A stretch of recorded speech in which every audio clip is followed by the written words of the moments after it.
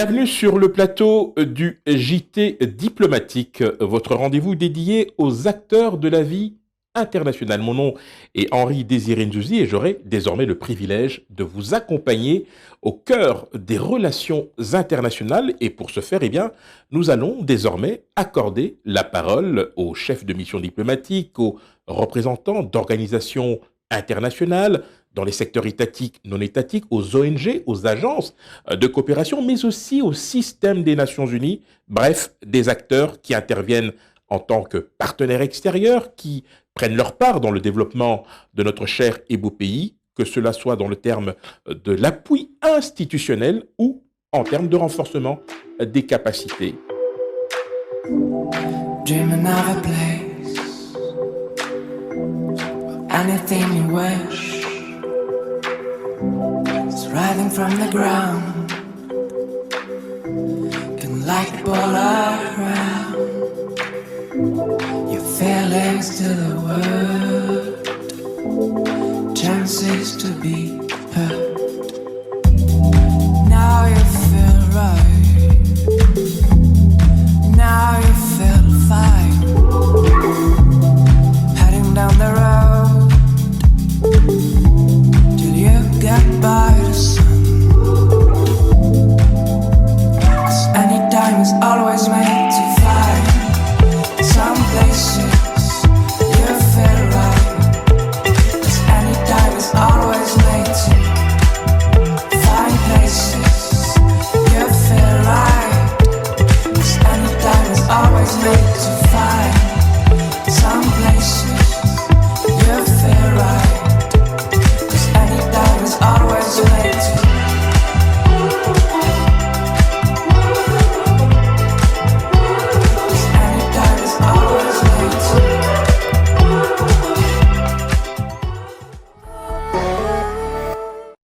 Nous avons décidé pour ce premier rendez-vous de nous intéresser à la francophonie. Vous le savez, 2020 célèbre les 50 ans de l'Organisation internationale de la francophonie, créée sous le nom de l'Agence culturelle et coopération technique en 1970 à la suite du traité de Niamey. Que de chemin parcouru pour une institution qui a réalisé des progrès notables en matière politique, culturelle, mais aussi en termes de politique dédiée aux différents pays membres. Je rappelle 88 pays, dont 54 partageant le français comme langue, mais aussi des valeurs. Une organisation qui s'est ouverte à d'autres pays qui ont un statut d'observateur ou tout simplement de pays adhérents qui ont vocation évidemment dans les prochaines années d'en faire partie de manière intégrale. Nous avons été honorés de pouvoir recevoir ici même sur notre plateau plusieurs personnalités qui sont venues donner leur témoignage tout simplement à l'occasion de ces 50 ans de l'OIF. Parmi ces personnalités, nous avons reçu le ministre d'État, ministre de la coopération internationale, intégration régionale et francophonie, son Excellence M. Pépin Guillaume Manjolo, qui nous a donc fait l'honneur de partager sa vision des choses.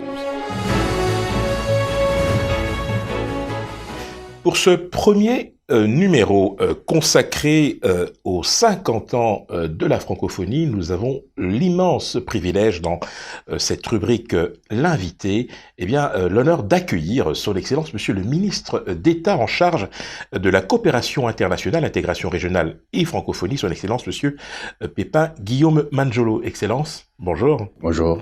Merci de nous faire l'honneur d'accepter cette invitation à un moment très particulier, le cinquantenaire de l'OIF, mais pas que, puisque nous sommes heureux de vous accueillir en tant que premier invité pour ce nouveau magazine dédié aux acteurs de la vie internationale, et vous en êtes un.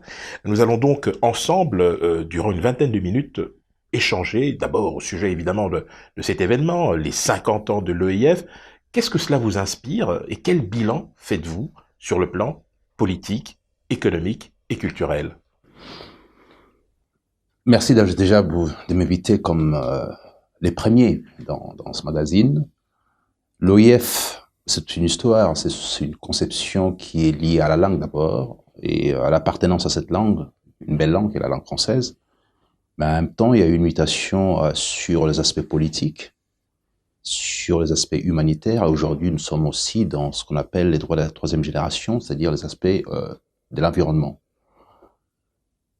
Et est-ce que les bilans sont positifs? C'est un peu mitigé. C'est un peu mitigé puisque la RDC est censée être, si pas une des locomotives, mais du moins le numéro 2, juste derrière la France, par rapport à la gestion de cette organisation internationale qui a pour ancrage la langue française. Dans la mesure où, juste après la France, la RDC se trouve le numéro 2 en termes locuteurs. Alors, si nous partons sur la taille de la RDC, sur la production intellectuelle de la RDC par rapport à la langue, les apports de la RDC par rapport à la langue, je pense que nous n'avons pas suffisamment encore notre place. D'ailleurs, la prise de mes fonctions, j'ai signalé ça au ministre des Affaires étrangères de la France, lui faisant comprendre qu'effectivement, notre place n'était pas suffisamment conforme à notre position, à notre envergure. Et nous voyons très bien qu'au niveau de l'Afrique centrale, par exemple, ceux qui sont dans la CEAC, parce que tout le monde qui est dans la CEAC est membre aussi de la francophonie, bien entendu, à part l'Angola sûrement, c'est nous qui avons le plus d'espace, le plus de locuteurs, et même le plus de problèmes. Et par conséquent, la participation à la résolution des problèmes liés à l'espace francophone doit prendre en considération la place de la RDC, ce qui n'a toujours pas été le cas. Si on regarde en termes de représentativité, au niveau des instances de l'OIF, on n'est presque pas présent. Donc, ce sont des choses à pouvoir réformer. Et il s'avère que j'ai eu une discussion assez approfondie avec la nouvelle secrétaire générale pour pouvoir envisager, puisqu'il a envisagé des grandes réformes. Donc, dans ces réformes-là, il faut que la place de la RDC soit prépondérante.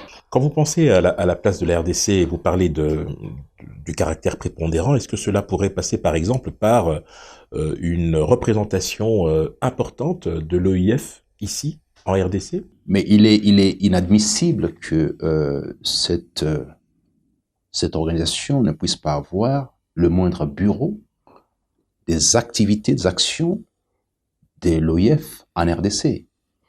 Et à cette fin, on a discuté, je pense qu'on aura peut-être l'occasion de pouvoir entériner ça ou lancer cette piste au sommet des Tunis sur l'implantation. Qui a été reportée en 2021, je pense que c'est la ville de Djerba qui a été retenue pour... Bon, ça reste encore... Tout à fait. C'est une sorte de proposition pour l'instant, mais il faut encore confirmer ça, parce qu'on n'a pas encore les retours précis de Madame Mushikiwabo. Mais il faut aussi que tous les chefs d'État et de gouvernement soient d'accord avec la proposition. Mais je voulais dire que dans cette perspective des réformes, des grandes réformes, nous avons sollicité, et nous sommes déjà en discussion par rapport à ça, en tout cas j'ai sollicité pour les comptes du gouvernement congolais, d'avoir les centres numériques en RDC, les centres numériques régionaux en RDC, de l'UIF, qui va devoir concentrer un peu toutes les bibliothèques numériques, la recherche et tout ça dans le secteur-là, qui soient installés en RDC. J'espère vivement qu'on va l'obtenir, parce qu'on ne peut pas nous refuser ça non plus. Donc, nous sommes dans cette perspective de discussion pour pouvoir affirmer notre place au sein de cette communauté. Et sur le plan politique aussi, il y a des mécanismes à revoir. Hein. Tout à fait. Il est vrai que l'OIF est intervenu en RDC dans le cadre électoral, par exemple, pour les fichiers électoraux. Mission électorale également. Si. Donc, il n'y a pas que les missions électorales, il y a aussi les fichiers par rapport à la mise en œuvre exacte, à la vérification, les recensements qu'on ne peut pas faire, mais il y a des mécanismes pour pouvoir parer un peu plus vite ou trouver une solution et apaiser tout le monde. Ça a été fait, notamment pour le contrôle du fichier ici en RDC. Et la gestion des élections qu'il y a eu, me semble-t-il, au Cameroun ou au Togo plutôt, et on nous a écrit sollicitant effectivement que la RDC puisse aussi prendre part. À cette fin, il y avait l'ambassadeur Kikaya, tout à fait, que j'avais délégué pour aller participer et tout ça, parce qu'on estimait quand même que la RDC avait une expertise en matière électorale, dans la mesure où nous étions à la 3e édition. Donc ça aussi, c'est pris en compte. Au-delà de ce qu'on peut dire, la RDC a fait la démonstration qui est dans le secteur de la politique démocratique, en fait, de la démocratie, des instruments nécessaires à la mise en place de la démocratie. La RDC est largement en avance, même s'il y a toujours des choses à pouvoir réformer. ce qui n'est pas le cas dans certains pays, aussi membres de l'OIF. Nous sommes un peu plus en avance par rapport à ça. Alors, on rappelle que l'OIF est une émanation de l'Agence de coopération culturelle et technique qui a été créée notamment à la suite du traité de Niamey en 1970. Et aujourd'hui, l'OIF, c'est 88 États et gouvernements, 54 membres, 7 associés et 27 observateurs. Excellent. Certains s'étonnent d'avoir des pays comme le Qatar parmi les pays membres. Est-ce que l'OIF a vocation à s'élargir au-delà de son périmètre linguistique? Bon, là, c'est aussi une discussion qui est en cours pour essayer d'évaluer effectivement on va aller jusqu'où. Mais en même temps, il y a dans la plupart de ces pays, il y a des locuteurs et qui souhaiteraient, les pays souhaiteraient que par rapport à cette tendance à aller vers cette langue, il serait utile qu'on soit un peu plus proche de l'OIF. Ce sont des sollicitations d'ordre politique qui sont acceptées habituellement, parce qu'on ne peut pas non plus refuser ça. On a l'Arménie qui est là depuis très longtemps. Oui, tout à fait. C'est pas un pays francophone, mais simplement c'est dire qu'effectivement, pour certains aspects d'ordre politique, par exemple sur les droits humains, sur le fait que bon, les gens s'alignent sur cette option des droits humains au niveau de l'OIF, et par conséquent, c'est aussi un outil pour eux pour justifier effectivement, nous sommes membres de l'OIF, on ne peut pas se permettre de faire ceci ou cela. Est-ce qu'on pourrait basculer de la pratique en commun de la langue vers plutôt une communauté des valeurs? Est-ce que ça vous paraît plus cohérent? C'est ce que je suis en train de dire, c'est-à-dire que sur le plan politique, l'aspect politique est mis en exergue. Et ça prend de plus en plus forme. C'est-à-dire que si je dis qu'effectivement les droits humains, ici on est sur les valeurs, on n'est plus sur la langue simplement, on est sur les valeurs. Et par rapport aux valeurs, il y a un certain nombre de pays qui estiment qu'ils s'associent à ces valeurs-là, ils accompagnent ces valeurs-là, ils souscrivent à ces valeurs, et par conséquent, ils doivent faire partie de cette famille-là. Bon, il suffit de solliciter. Mais simplement, il y a aussi là, il y a un critérium qu'on doit devoir établir. On peut pas non plus dire, voilà, toute personne qui souscrit aux valeurs de l'OIF doit rentrer dans l'OIF. Finalement, on va se trouver dans les Nations Unies bis. Est-ce que c'est l'option, c'est la vocation de cette organisation?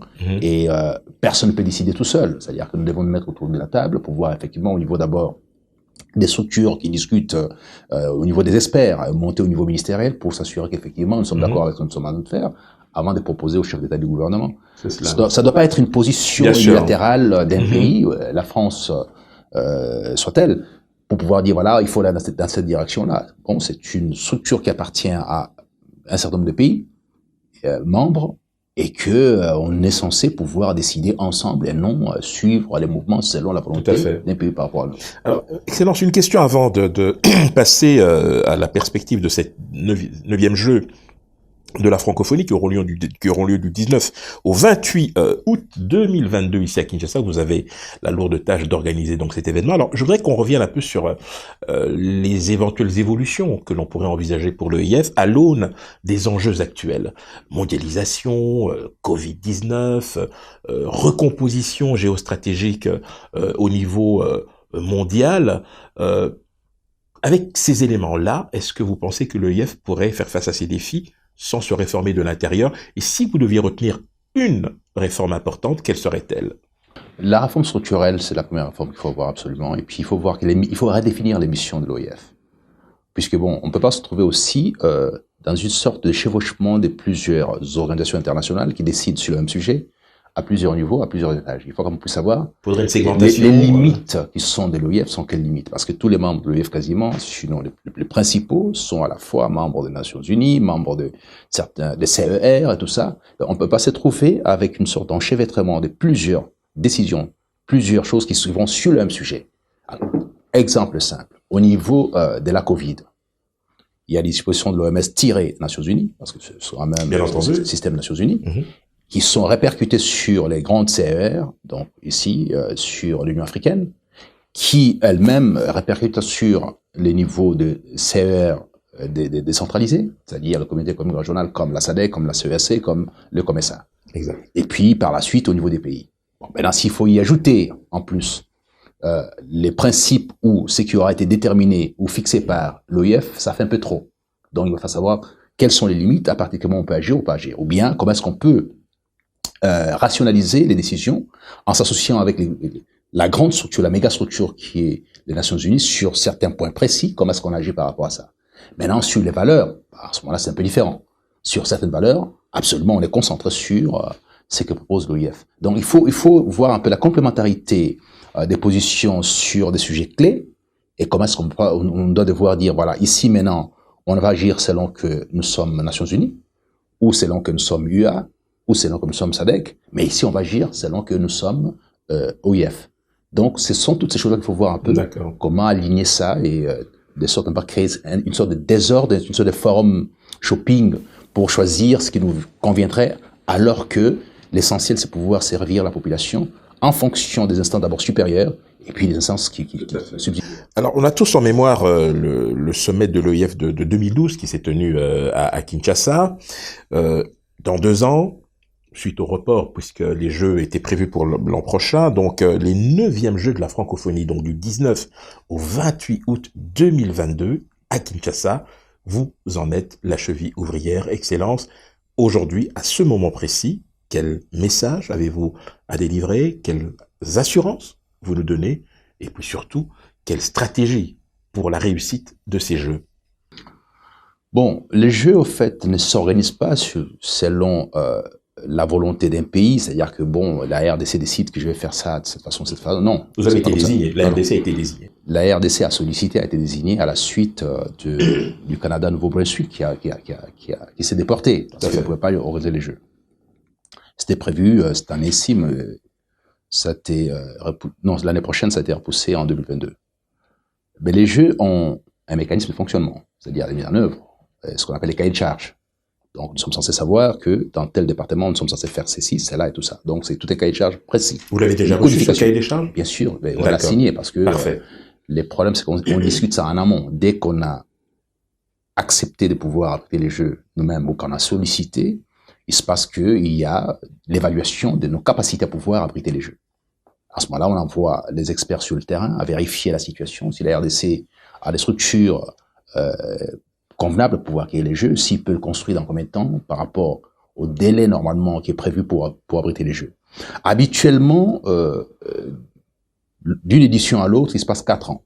Tout à fait. Donc, ce qui fait que les pays qui doivent accueillir les Jeux laissent suffisamment tôt et que ce pays-là a 4 ans pour pouvoir réaliser les Jeux. Alors, en ce moment-là, on sait très bien que bon, on va devoir vérifier sur le terrain ce qu'il y a comme édifice, structure, tout ça pour abriter les Jeux. Est-ce que vous êtes en ordre ou pas? Alors, si vous n'êtes pas en ordre, maintenant, il faut donner un plan des mises en œuvre qui soit dans le délai requis par rapport à ça, parce qu'il y a des contrôles aussi qui se passent à chaque. Et cette étape-là a déjà été franchie? Si, cette étape-là, ça n'a pas été facile, parce que à un moment donné, on nous a dit que bon, il y avait Ebola sur Kinshasa, alors que bon, l'Ebola à l'époque c'était dans les Kivu. Les gens ne savaient pas que les Kivu étaient à 2000 km de Kinshasa. J'ai dû, au terme de la première évaluation, passer à Monaco devant mes pairs, donc c'est au Conseil des ministres de l'OIF, présenter la situation de la RDC, défendre les dossiers. C'était pas acquis au départ. Bien qu'on ait été désigné comme le pays devant abriter les 9e Jeux, mais il fallait encore convaincre les uns les autres qu'effectivement la RDC pouvait répondre à ces critères-là. Alors il y a des éléments clés qui jouaient à l'avantage de la RDC, c'est que c'est un pays en termes de Jeux parmi les meilleurs d'Afrique. Bien entendu. Et la RDC a organisé le plus grand combat du siècle passé, donc c'était ici à Liforman. La RDC, en termes culturels, je ne pense pas qu'on puisse avoir 2 pays au niveau africain ou parmi les 10 ou 15 pays du monde qui soient au-dessus de la RDC. Donc, nous sommes parmi les meilleurs, si les meilleurs dans ce secteur-là. La RDC a la maîtrise parfaite de la langue française. En même temps, sur le plan culturel, on voit les déclinaisons qu'on peut avoir de cette langue française dans la culture congolaise. Et qui est aujourd'hui la culture francophone, en général. Et les artistes congolais sont parmi les meilleurs, hein, que ce soit sur Paris ou ailleurs, tout ça parmi les meilleurs. Donc, alors, partons de là, que ce soit dans le domaine aussi de la culture pure, hein, d'origine congolaise, dans la mesure où ce sont des aspects qu'il faut vraiment mettre en exergue, parce que on va pas se limiter seulement à faire les Jeux, il y a aussi la culture, c'est deux volets. Tout à fait. Il y a le volet culturel et il y a les volets sportifs, puisqu'il y a 3500 jeunes qui doivent venir, dont une bonne partie est concernée par la culture. La RDC, c'est ce pays avec plus ou moins 450 peuples, et chaque peuple a une culture particulière, une cosmogonie particulière, des arts particuliers, une philosophie particulière. Et je pense que, bon, vous pouvez passer 1000 ans en RDC, vous n'aurez pas fini de pouvoir comprendre. C'est-à-dire que chaque détail, chaque parcelle, tout ça, quand vous êtes à Kasumbalé, ça c'est différent de si vous êtes au niveau des Madimba, par exemple. C'est dire qu'effectivement, vous pouvez traverser la RDC, mais chaque année, vous aurez toujours de la nouveauté. Alors, un pays comme celui-là, c'est la mecque, en fait, de la culture africaine.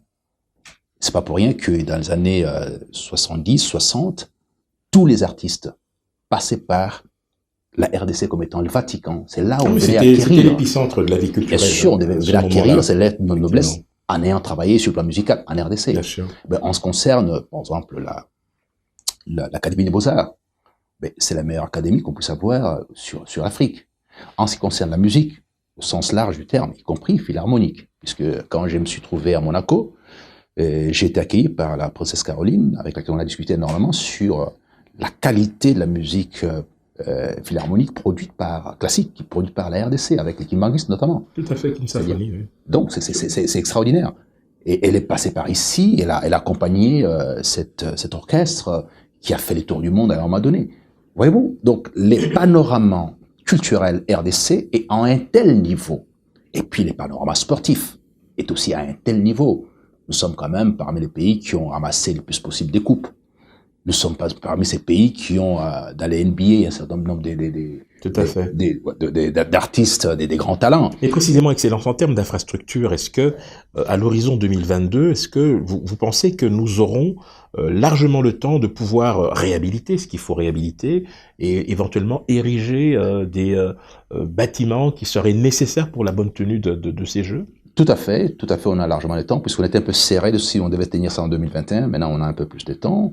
Parce que mettre en place les structures dans leur globalité, il nous faut plus ou moins entre 15 et 20 mois.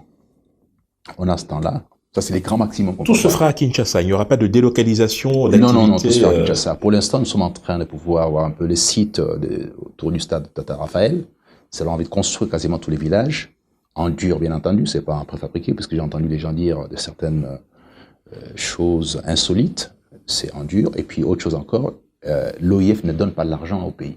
C'est les pays qui investissent. Sur fonds propres. C'est sur fonds propres. Ça n'existait pas. Puisque bon, j'ai entendu aussi ces genres d'ineptie, quelqu'un à grand cri dire qu'effectivement la RDC a reçu ou va recevoir plusieurs millions et qu'on puisse pas les détourner parce que c'est destiné à construire en dur et non en préfabriqué. Bon, comme je réponds pas pour ne pas descendre un peu plus bas, j'ai travaillé en surface. Et par conséquent, je vous dis, j'informe que ce sont les fonds congolais. C'est un investissement, ce sont les investissements congolais. Alors, quand on a ce délai de temps, on ne construit pas en préfabriqué, on construit en dur. Une question néanmoins, Excellence, si je puis me permettre, on a quand même vu ces derniers mois le budget de l'État réduit considérablement dans le cadre du collectif budgétaire. Est-ce que pour le coup, les fonds propres dont nous parlons en ce moment émaneront du budget qui sera adopté pour 2021-2022 ? Ou est-ce que vous pensez qu'il y aura des marges de manœuvre envisageables dans d'autres secteurs ? Mais nous partons sur 3 budgets. Les budgets qui étaient prévus en 2020, celui de 2021 et 2022. Donc, c'est 3 investissements différents. D'accord. Donc, on a ponctionné une partie déjà, puisque... Provisionné déjà, en fait. Déjà.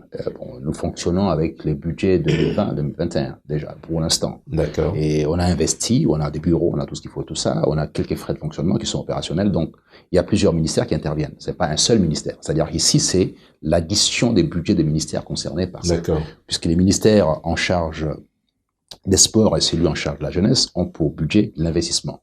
Par exemple, c'est-à-dire que bon, ce qu'on va construire en termes de bâtiments et tout ça, c'est ça le budget d'investissement tel qu'il est écrit dans le cahier de charge. Les ministères qui est les miens, avec la ville de Kinshasa, nous travaillons sur le fonctionnement. C'est-à-dire nous investissons dans les frais de fonctionnement. D'accord. Donc comment est-ce qu'on doit devoir régler les problèmes des émoluments, des primes et tout ça, et la circulation, mobilité, la restauration en partie, tout ça. Donc ça, c'est à mon niveau avec la ville de Kinshasa. Donc voilà, tout ça est saucissonné, compartimenté en fonction des besoins, et puis il y est aussi au cahier de charge. Mais il y a aussi l'intervention des partenaires intérieurs. Pour l'instant, il y a plusieurs entreprises congolaises qui frappent à la porte, et les banques qui veulent absolument intervenir. Surtout les entreprises, mais bon, pour les entreprises, il y a, avec les nouvelles dispositions par rapport aux exonérations, on doit devoir discuter, apporter ça au Conseil des ministres, parce qu'il y a des entreprises qui sont vraiment prêtes à pouvoir porter beaucoup, beaucoup d'argent. Et pour aussi leur visibilité à l'occasion de ces jeux. Il y a des miniers qui sont aussi disponibles pour pouvoir nous accompagner.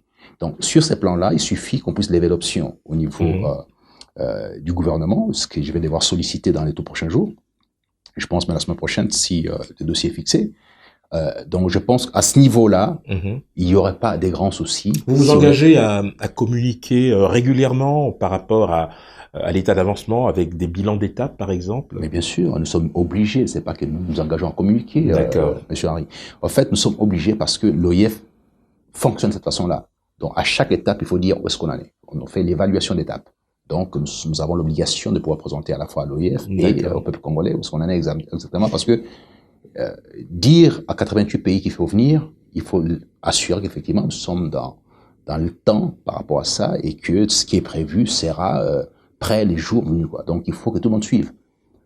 Parce que les gens vont souscrire à participer. Il y a une souscription à participer, mais c'est les garanties de la faisabilité doivent aussi être données suffisamment tôt, à chaque étape.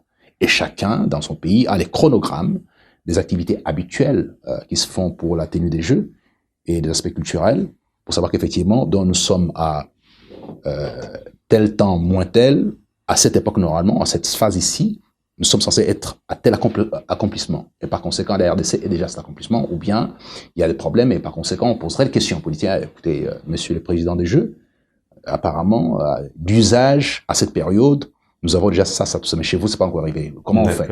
À moins des réponses pour dire, voilà, comment est-ce qu'on va rattraper, cas échéant, ou nous sommes déjà en avance.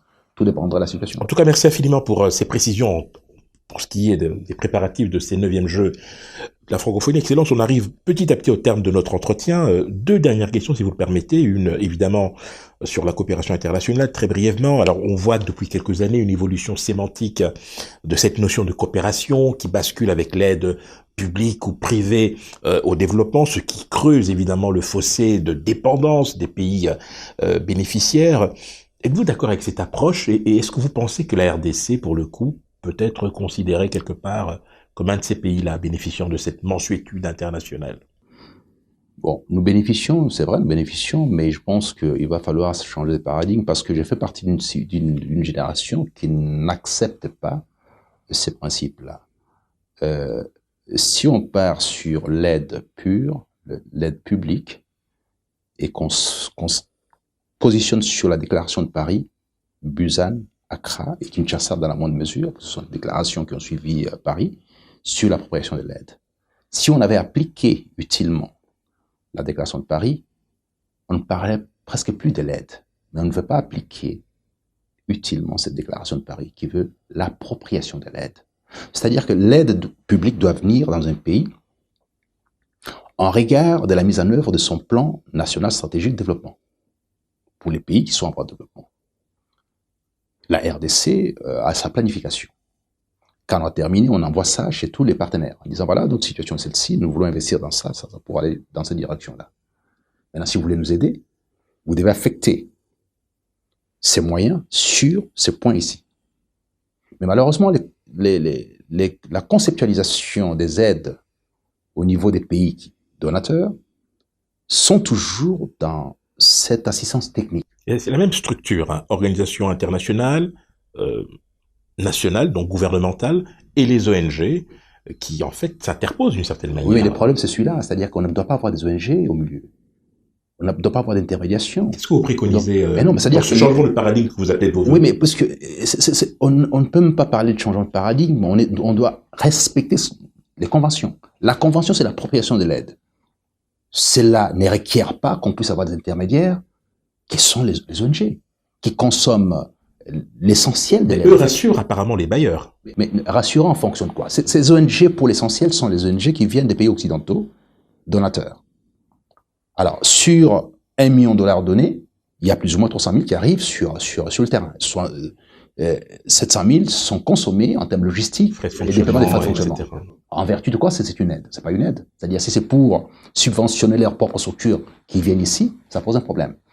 On a essayé d'inventorier un peu en 2013 la situation qui était la nôtre par rapport à l'aide, parce que ça passe pas entre les mains du gouvernement. On a trouvé qu'il y avait plus ou moins 2200 ONG, dont 1800 ONG internationales qui bénéficiaient de tout ça et qui géraient tout ça. Et tout ça basé à l'Est. Tout ça basé à l'Est. Tout ça basé à l'Est. Ben, c'est quand même assez particulier par rapport à cette appropriation de l'aide qui n'est toujours pas opérationnelle. Il nous appartient de savoir qu'effectivement, en percevant tel montant d'un pays quelconque et tout ça, nous allons orienter ça pour la mise en œuvre de notre plan national stratégique. Et de quel levier vous disposez précisément, Excellence, pour faire valoir ce point de vue par rapport à vos interlocuteurs. Mais le problème, c'est que lorsque les gens sont dans une option qui est la leur et qu'ils veulent pas changer de paradigme, c'est un peu difficile. Mais par conséquent, c'est-à-dire que de plus en plus, nous nous orientons plus sur ce que nous faisons au niveau des sous-régions. C'est-à-dire nous investir un peu plus dans les mécanismes sous-régionaux, notre autosuffisance par rapport à nos propres productions, nos systèmes de production, nos systèmes de transformation, nos systèmes des taxes et tout ça, comment est-ce qu'on peut créer nous-mêmes nos propres richesses sans pour autant compter sur les autres. Parce que les conditionnalités, les mécanismes de mise en œuvre, tout ça sont tellement complexes et bloquent notre avancement. Parce que ces histoires datent depuis plus de 60 ans. Ça n'a pas fait changer quoi que ce soit. Aujourd'hui, l'avenir, c'est SADC, CIAC, COMESA, CIRGL. L'avenir, c'est ça. Et puis, on a des partenaires clés qui sont en train de s'aligner sur nos positions. Lorsque nous sommes dans la TICAD avec les Japonais, bon, on voit très bien qu'il y a l'impact exact de cette appropriation de l'aide et la manière dont nous sommes en train de faire les choses. Ça produit des fruits au niveau notamment de l'Afrique australe et de l'Afrique orientale. Bon, avec la Chine, c'est la même chose. Vous savez, toutes les structures, les infrastructures aujourd'hui d'Addis Abeba nous ont été données par la Chine. Bon, mais en même temps, notre banque aussi pose problème. La BAD pose problème parce que les actionnaires majoritairement sont les grands pays occidentaux. Donc, ce qui fait qu'il y a un frein par rapport à ça. Donc, tout ça doit être mis sur la table pour dire, écoutez, avec ça, on ne peut pas avancer. Comment voulez-vous, un pays comme la RDC aujourd'hui, qui est au centre de plusieurs CER, puisque nous sommes à la fois membres de la SADC, de la CEAC et du COMESA, et en même temps, nous sommes au croisement, donc c'est les passages obligés, vous partez du nord vers le sud, de l'est vers l'ouest, donc il faut passer par la RDC, obligatoirement. Et ces pays-ci, qui sont les pays de la transition énergétique. Ce qui fait que si on veut aider la RDC, c'est investir, notamment dans l'énergie. Pourquoi on ne le fait pas? Si on investit dans l'énergie, on déploie les possibilités, les facilités pour pouvoir industrialiser toute l'Afrique. Parce qu'il y aura l'électricité propre et moins chère, au départ des Inga, 43-45 000 mégawatts. Et si on regarde au niveau de toute la RDC, il y a des points qui doivent être ajoutés à Inga, qui font un total de 100 000 mégawatts. Alors, si on veut aider la RDC, on dit, tiens, on veut aider l'Afrique, on commence d'abord par lui donner les outils clés de l'industrialisation. C'est que l'Europe a fait avec les charbons, avec l'acier. Et puis par la suite avec les centrales nucléaires un peu partout interconnectées. Parce que si vous n'avez pas d'électricité, vous ne savez rien faire. Alors, les premiers points sont là. Pourquoi est-ce que cette aide n'est pas orientée pour donner à l'Afrique la possibilité de s'industrialiser? Pourquoi est-ce qu'on ne le fait pas? Vaste sujet, Excellence. Nous aurons à cœur, en tout cas, de revenir vers vous pour en reparler. Dreaming of a place, anything you wish, it's rising from the ground, can light the ball around, your feelings to the world, chances to be heard. Now you feel right, now you feel fine, heading down the road till you get by the sun. 'Cause any time is always made to find some places you feel right.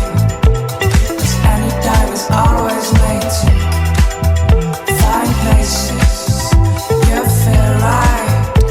'Cause any time is always made to find some places you feel right. 'Cause any time is always made to.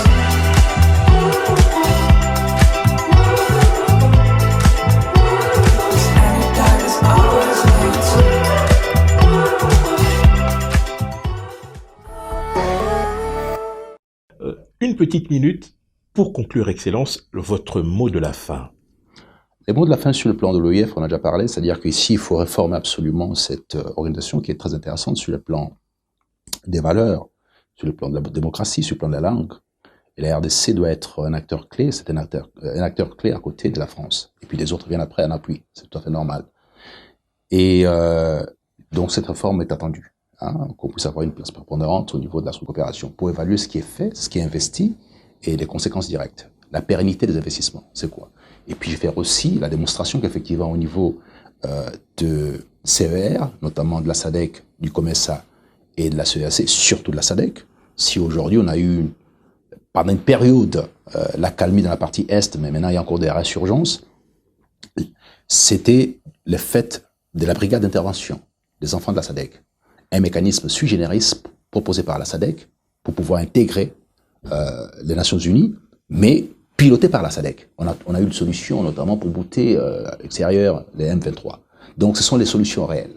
Lorsqu'on a failli dépecer la RDC, à l'époque, il y avait plusieurs armées ici, la SADC est intervenue, et d'ailleurs tout s'est réglé au niveau de l'Afrique du Sud avec Sun City, et on a cette nouvelle constitution, c'est les fruits de la SADC aussi. Donc, toutes ces transitions qu'on fait sur tous ces passages, comment dirais-je, transmission de pouvoir pacifique en RDC, la SADC qui est pour beaucoup, même premier acteur.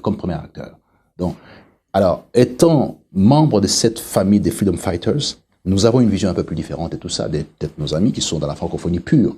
Donc, on souhaiterait qu'on puisse s'adosser un peu plus sur ça. Ça, au moins, on a la garantie que on prendra en charge nos libertés, nos besoins, nos envies, et que les déplacements des sécurseurs sur un nouveau paradigme qui est celui-là est possible dans les cas de la sous-région. Merci infiniment, Excellence. Merci d'avoir été notre tout premier invité du JT diplomatique, ce rendez-vous qui vous attend désormais 2 fois par mois et au cours duquel eh bien, vous aurez toute l'attitude de pouvoir suivre les acteurs de premier plan de la vie internationale. Excellence, merci infiniment. Je rappelle, vous êtes le ministre d'État en charge de la coopération internationale, intégration régionale et francophonie. Merci.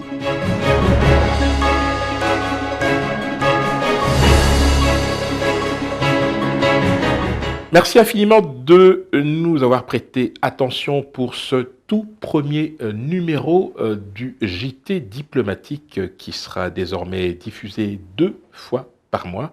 Et nous aurons à cœur de revenir vers vous pour vous entretenir de cette vie internationale si passionnante, l'occasion pour nous d'accueillir des hommes et des femmes pleinement engagés dans le processus de développement de la RDC, mais qui aussi se font un point d'honneur de raffermir les liens qui unissent leurs différentes organisations, leur pays, avec la République démocratique du Congo. À très bientôt.